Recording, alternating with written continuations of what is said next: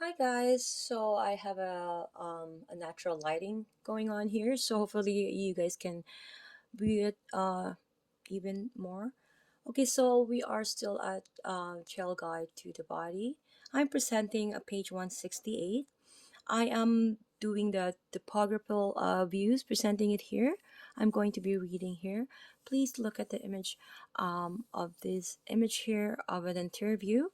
So short information here is that a vertebrate is an animal that has a spinal column.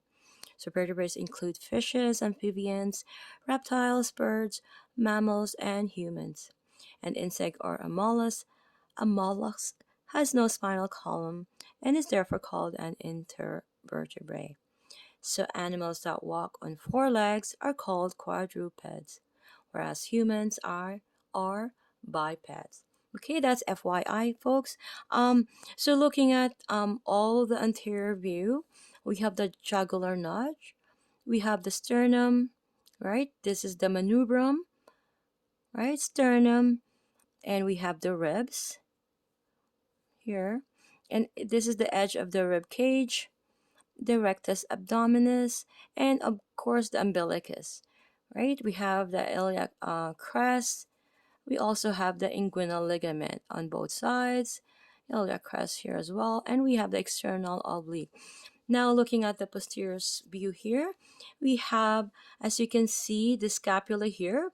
This again is the medial border. Medial is going medial towards the midline. That's why it's called medial. It's referred to lateral, my apologies, if it's going away towards the midline. Okay, so we have established that.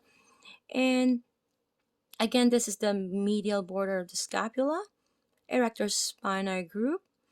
We have 12 rib, and we also have the iliac crest. Okay, we have spinous process of thoracic and lumbar vertebrae.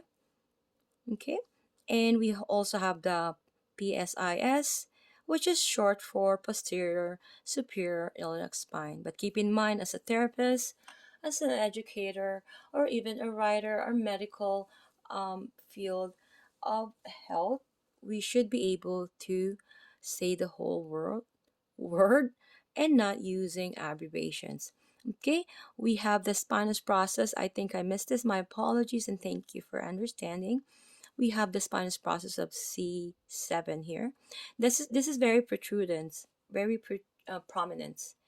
So it's really protruding. I'm combining words again. My apologies. And of course, going back down to the sacrum. Okay, so the vertebrae, sternum, and pelvis of a bird are usually air-filled or pneumatized. That's what it's called. Okay, because it's filled with air. So a bone becomes pneumatized.